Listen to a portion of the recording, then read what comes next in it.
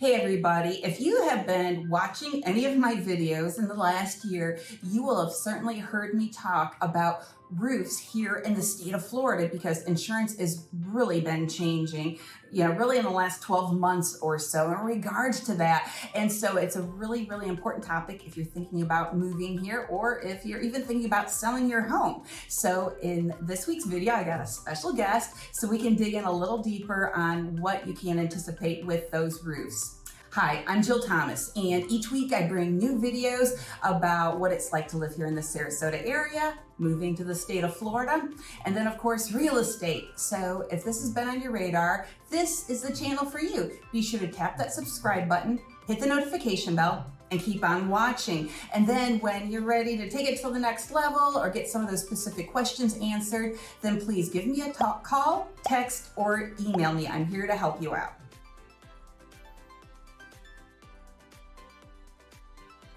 Okay, so as y'all can tell, I am not in my normal setting where I'm usually recording videos at home, but I am in downtown Sarasota today at Goosehead Insurance with Chad Hazeltine. He and his brother Chance have owned and run Goosehead Insurance for the last 5 years. They have a branch here in downtown Sarasota and then also in Venice, and he's been serving a lot of my customers, my new buyers, and has been doing a fantastic job. So I thought, well, instead of me just telling my stories and anecdotal situations about these roofs and how it's impacting insurance, I thought let's talk to an insurance agent.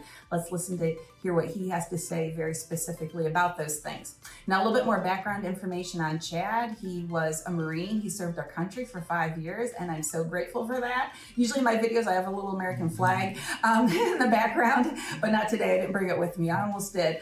And then, but he has been raised. He was born at Sarasota Memorial Hospital. He and his family, 6 generations here in Sarasota. So I think it's a really special treat to have Chad with us today. So thanks so much for joining us. Yeah, thank you for having me. Yeah, you bet. Okay, so roofs and insurance. When I tell people about this and that we might have issue with getting insurance on a property or even talking to a seller who's maybe has an older roof, they're like, well, why? It just seems so confusing or out of the ordinary because at least in my eyes, this is a new situation in the last 12 months or so. So Chad, my number one question for you is why? Why is this even a problem? 100%. It's definitely the biggest problem facing Florida insurance right now, and it all comes down to insurance fraud.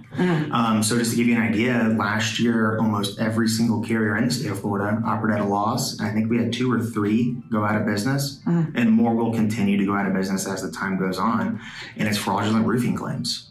So pretty much what's going on is it's Florida's roofing laws are making it advantageous for attorneys and roofers to team up and make fraudulent roof claims.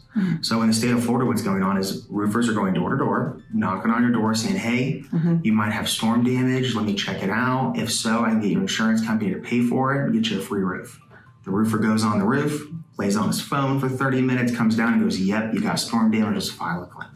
So they file a claim to the insurance company. The insurance company gets it. That's not storm damage. It's a 28-year-old shingle roof rolled past its life. That's wear and tear. We're not paying for it, right? Well, if they decide to go to court, 2 things happen. 1, the insurance company will spend more money in court than they would just buying the new roof. And 2, the insurance company better not lose, because if they do, they have to pay something called an attorney fee multiplier. Okay. And that's what's causing this. So what that is the attorneys can multiply their fees multiple times. So just to give you an idea of how this can affect it, there was a case in 2017 where the insurance company had to pay $40,000 for the new roof, and then they had to pay $1.2 million of the attorney. Oh my goodness, that's a lot of money. Yes. So as you can imagine, just like, I'm sure people in other states are used to the people chasing accidents, right. They're chasing roofs because it's so advantageous to do so. So they're going door to door with these roofers, knocking on your door and getting free roofs and just filing thousands and thousands of fraudulent claims to the insurance companies. So which is obviously pretty unsustainable. Right. And what they're targeting are your older roofs. Yeah. And what a lot of people don't realize is they don't understand your homeowner's insurance works just like your auto insurance. If you buy a used car, drive it off the lot, someone runs a red light and T-bones you, you'd call your auto insurance company. However, if you drive it off the lot and your check engine light comes on, would you call your insurance company? Probably not. No. Same thing. Insurance covers sudden and accidental loss. Right. If your roof's way past its life expectancy, it's starting to leak, that's not a covered claim. Which unfortunately, those aren't even the ones they're going after. they're going after roofs that have nothing wrong with them. So it's definitely something that's out of control. And just to give you another idea of how bad the litigation is your average state. So 49 over 50 states, everyone not including Florida, their average lawsuit is 2 per day. Okay. Florida's is 384. Oh, my goodness, that's crazy. That's insane.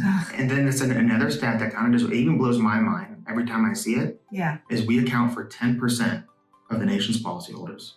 We account for 8% of the nation's claims, but we account for 76% of the nation's lawsuits litigation. Oh my goodness. That's how rampant the fraud is in the state of Florida. And unfortunately, the people in Tallahassee seem to not be too worried about it. And what's going on is the private companies are getting pushed out because they can't afford, they're losing money night and day. They can't afford to do business anymore. What a lot of people don't know about insurance companies is they pay insurance themselves. So insurance companies have what's called reinsurance. Okay. That insures them in the case of a catastrophic loss. They make a claim as well to help pay for all these claims. Okay. Well, the problem is the roof fraud's so bad is reinsurance rates are through the roof. So insurance companies can't even afford to give you that low rate you had 2 years ago. Because if they do, your policy's cheaper than what they pay on it for reinsurance. So they make a negative off your policy. Wow. So they don't even want to raise your rates, but they have to. Okay. And a lot of people think, insurance companies are, they're crooked. They're just raising my rates for no reason. Another big misconception is insurance companies can't even do that. Okay. Insurance companies are admitted by the state. And anytime they have a state increase, they have to go to the state, show their financials, and request approval for a rate increase. Oh, okay. So these rate increases aren't just they want more money. They're being approved for these because they know if they don't happen, they will go out of business. Wow.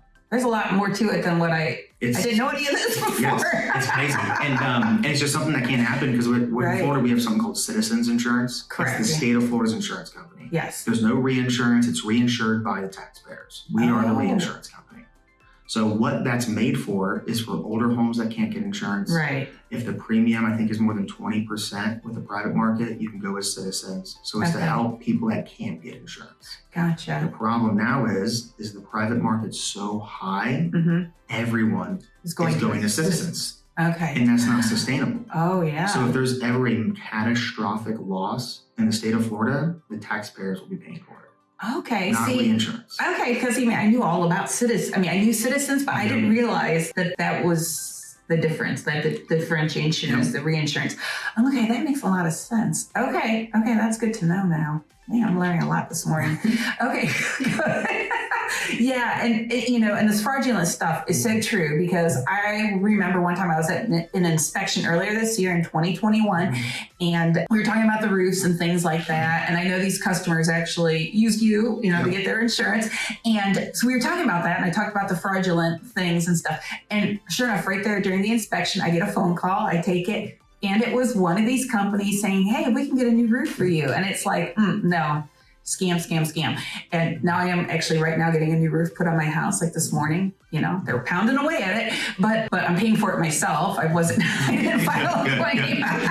It's just old. And actually I'm just kind of being proactive. I'm doing it before my insurance company threatens to drop me because it is like 18, 19 years old. So that can happen, can't it? They'll just call you up and say you got 30, 60 days to get a new roof.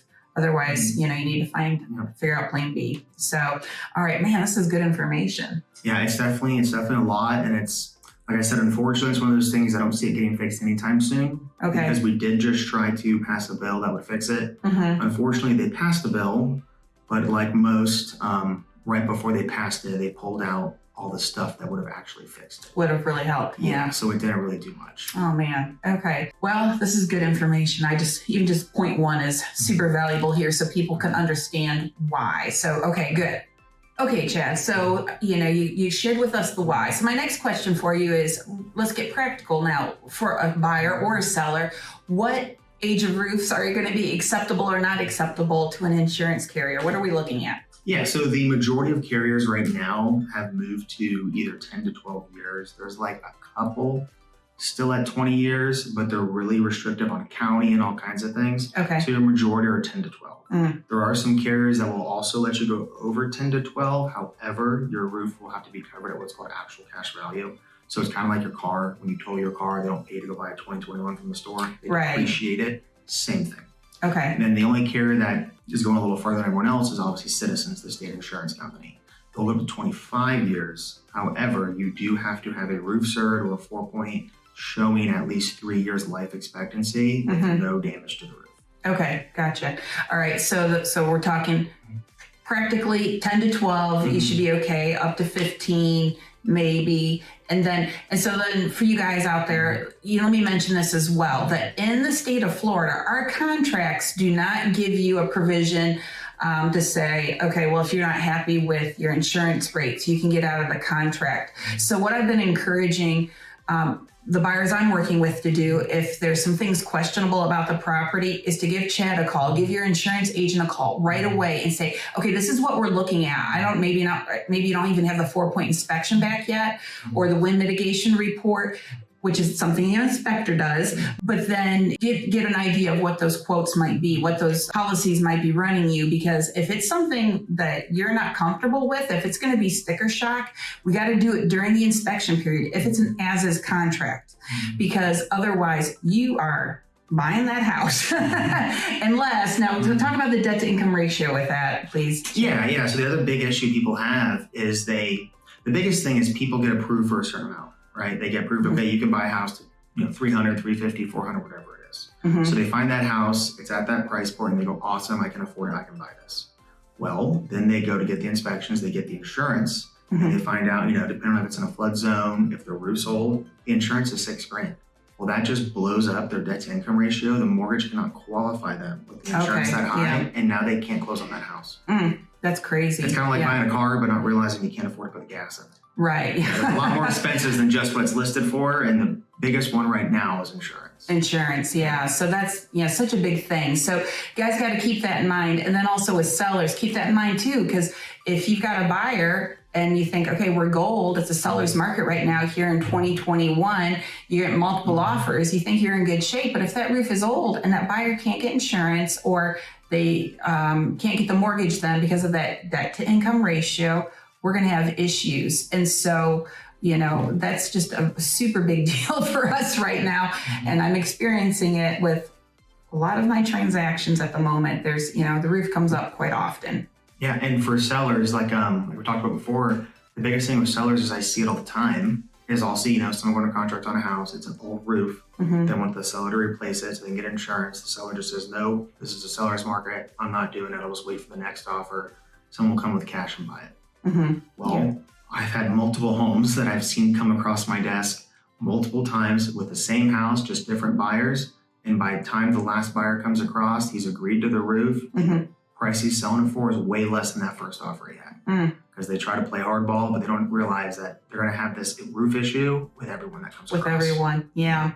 And so if somebody's getting a loan, they have to have homeowners insurance. If they're paying cash, they don't have to, but most people do. Now, every so often I'll see a cash buyer who might not get flood insurance, and that comes up, I think, more than anything. But otherwise, they still have like all the other, insurance coverage.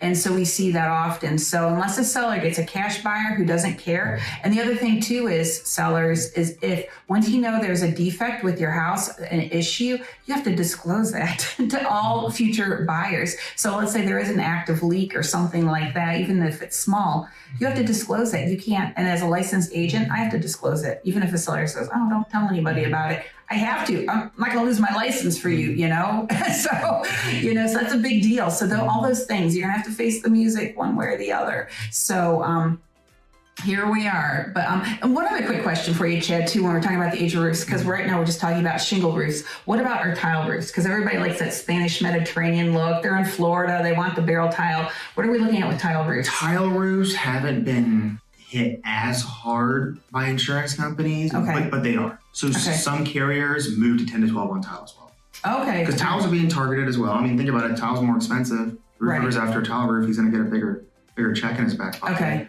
Like I said, there still are some carriers going up 20, 30 years on tile. Okay. So you have a little bit more options, but not much. The majority of carriers are right in that 10 to 12 on tile as well. Okay, gotcha.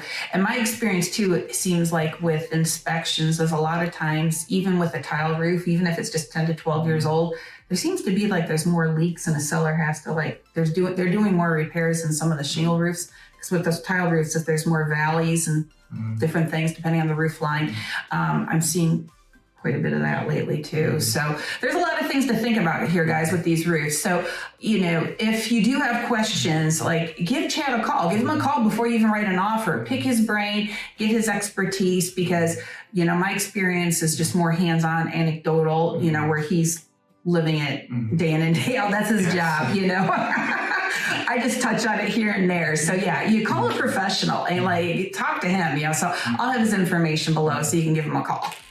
Okay, so Chad, we talked a little bit about these 4-point inspections and things like that. So can you dive in a little bit more into that? What do you need from a buyer in order for them to get insurance, and at what point?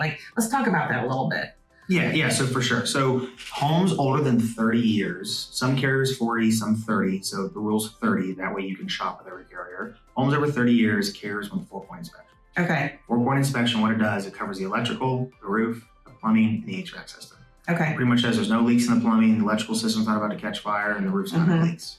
Okay. They require them on all homes. Okay, then your wind mitigation, what that does is obviously in Florida, hurricanes, high winds, carriers care about what's connecting the roof to the house. Right. That's what the wind mit does. It tells the carrier what's connecting the roof to the house, and that's honestly what more or less creates your premium. Okay. So that's what gives you big discounts towards your premium, so you're not paying an arm and a leg for insurance. Okay. So we need those two things. All right. So the biggest thing I can tell you is when you go under contract on a home, that day, schedule your inspections. If you're in that criteria, get the wind mit, get the 4-point, and get it to anyone that does insurance ASAP. Okay. Because the biggest issue I see is there's a lot of other things people don't realize, not just roofs. Roofs is obviously the big issue right now. But there's also different types of plumbing. One carrier will take this, but the other carrier won't take that. Okay. Same with electrical, all kinds of things. So if you don't get those over, you don't know where to go. Okay. And the biggest thing is deficiencies on the 4-point. All right. So you get the 4-point and water heater's old. Or there's a double taps in the electrical, or plumbing's marked unsatisfactory for whatever reason. That stuff's gonna have to be fixed. If you get it early, your realtor can negotiate that stuff with the seller. Right. And get them to fix it. If you call me, which happens all the time, I get people that call me and go, hey, we're closing at the end of the week. I need to get insurance. I'm like, awesome, did you get a 4-point wind mit? Sometimes the answer is no, which is not good. But a lot of times they go, yeah, I got it. And they send it over to me and it's full of these issues. Yeah. The date of the inspection, it was done 2 months ago. Oh my goodness. So this is something that we could have handled. Right. But now you're going to pay an arm and a leg for insurance so you can close on Friday when you could have got all that fixed by the seller. Yes, definitely. Oh my goodness. And then also thankfully, with the inspector I use here collects all that information. And so even if at the time you think, oh, I don't need the 4-point, he doesn't have to go back and re-inspect in order to get that. So be careful even too. It's important even who you use for an inspector, okay. And then you only pay for it if you need it, So that's nice too. You don't have to have a separate appointment for that. But yeah, oh my gosh. That would be crazy. It's crazy. And one thing too, I'll clarify about the age of the inspections. So the 4-point, I said 30 years. Yes. The wind mit, if not the roof, the year of the house. Okay. Is 2002 or newer. Okay. You don't need to get one. Okay. The only time, because building code hasn't really changed since then, so you're going to automatically get the wind mit credits. Okay, gotcha. The only time you might want to get one is, let's say your house is 2002, but you got a 2021 roof.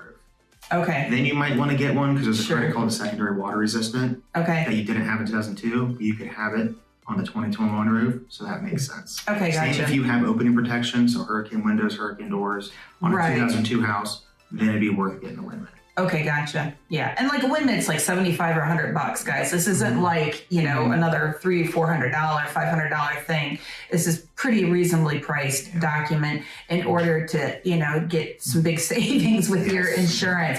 And a lot of times buyers call me up and say, I only want a house after 2002 because they hear these things about the wind mit, but if it's got, if the house is from 1998 and it's got a new roof on it, then it's not a whole lot different than... Not really at all, no. Okay. Just because the biggest thing you're looking for is hurricane clips. Okay. These metal clips that attach the truss to the house. Okay. So and they were around in the 90s. You might need to add something called the third nail. Okay. So pretty much what it was when hurricane clips became building code. Okay. You had to have 2 nails each clip to get the credit. Okay. Well, then the people of Tallahassee all decided that you need 3 nails each clip to get the credit. Okay. So sometimes on your older homes, if it's in the age where they had clips, but they might not have that third nail, but that's something you can add. Okay, gotcha. All right. Okay, very good. Okay, this is good stuff. Okay, Chad, so my final question for you today is, okay, let's say somebody is buying a house with an older roof. What are their options? Let's just kind of like tie this all together, give some people hope and some direction, some practical steps they can take, okay? So the first thing would be, let's say you got a 22-year shingle roof, it's old, but you do, which I've actually come across a lot of those actually the past couple of weeks, that do have the 3 years life expectancy. Okay. Citizens. Okay. You can go with Citizens. Once again, it's not the best coverage. It's good, but it's not the best coverage. And you can go with them, then later down the road, replace the roof, and then we can get you in the private market. Okay. But the biggest thing I see is people trying to replace the roof after they close. Okay. So there's 2 ways you can go about it. One is you can get a renovation policy. They'll cover you with the old roof. It's a lot more expensive. You can get a renovation policy so you can close on the house. Get a new roof put on, whether that's a seller's credit, whatever it is. Get the new roof put on. We can cancel that policy, get you a prorated refund check, and then write you with the regular private market. Okay. And then the third option, which completely depends on the insurance carriers and the underwriter. Some carriers, some underwriters have got to approve me supplying them a paid invoice. Okay. Showing the roof's being put on within the first 30 days, and they'll take it. Okay, gotcha. So those are the 3 options. Okay. The big one I see the most is probably the paid invoice, which once again, it's not a guarantee. You got to call the carrier, call the underwriter, and see if they'll allow it. But normally, if there's an invoice, the biggest thing, it's got to be paid. It's like a good faith thing. Paid in full or deposit? The majority of deposit. Okay. It's got to be paid in full, but the majority of these have a good deposit on there with the date showing the start date, and they'll allow it. And pretty much within the first 30 days, if it's not on there, they're going to cancel. Okay. And then another thing, guys, to keep in mind too, is you think, okay, well, the seller pay for it, but we also have to check them with your lender because, if let's say money goes into escrow to cover the balance cost of the roof, then the lender might go, no, we're not doing that. Like there's a problem with the house. No way. We're not, so really all these players, all of us work together. We got the insurance agent, the, real estate agents, and then of course the lender as well. So we've got to all work together as a team to try to resolve these things. And it's not that any of these things are unresolvable. I don't want to come off like this is a hopeless thing. Here's just our new challenges. So let's just deal with it with where we're at, and we just work our way through it, right? I mean, for sure. And best practice is definitely to get the seller to replace the roof before you close. Yeah. Because I've seen multiple back end issues. I mean, as we discussed, roofing fraud. Yeah. So roofers are very busy at the moment. Right. So a lot of times, after 30 days, here's our invoice, but that thing gets pushed back. The carriers canceled them. Right. You can't get anyone else to take them. Right. And you got a mortgage, you have to have insurance. So now the mortgage is forced placing your insurance, which is like triple the price. Right. So it can definitely be a headache. So the best course of action is definitely to if the seller's going to do it, get it done before the closing. Now, when you close your house, you're done. Even if it delays the closing a couple of weeks, it's totally worth it. It's definitely worth it. And I do have actually the insurance or the roofer I'm using to replace my roof right now came as a recommendation from my regular inspector that I prefer to use. And they were actually able to put it on like 2.5 weeks after I put down my deposit. So at least right now they're good with their timing. So if you're seeing this here, like we're recording this October of 2021, who knows what they'll be like 6 months from now, but at least today they can actually get it done pretty quick. And they've done it for I had the buyer, the seller was willing to put the roof on before we closed. And so that worked out well. So there are a couple out there, not too many, but the timing of everything is crucial. So, and then as always, guys, if you have questions, you call Chad. Like I can only help you so much. My knowledge is now you and I know about the same amount of stuff. So you got to call Chad because, that's his thing, not my thing. So, and it's changing daily. Yeah. I mean, every day it seems like a carrier sends me an email with a new underwriting guideline. Oh, so really? It's the information I give you now on carrier underwriting could be totally different in 2 weeks. Correct. Yes. It's getting tightened and it's changing nonstop. Yeah. Good disclosure there too, because this is the way it is. October of 2021. So come January, February of next year, some of these things might be a little bit different, but at least it does still give you a good general understanding of what to anticipate, what to expect, or what kind of questions to ask, just so you're not thrown off. Because I think that's a lot of times what happens with people is their expectations are one thing, or they bring down what they've experienced in another state, of course. And as you've already demonstrated, Florida is really unique. So don't, you can't come down and go, oh, well, this is, I've owned a dozen homes in other states. All people say that to me. Oh, I already know. And then, oh, what? They're really surprised. So just don't be surprised. Just know what your options are, make the calls, get informed, make good decisions. And that's why I make these videos, is just because of that, and it's good. And there's people here that are happy to help you. You can give Chad a call. Honestly, he's one of the best in terms of responding to emails, responding to phone calls. He does a great job with that. So, reach out to him and he will help you out with that.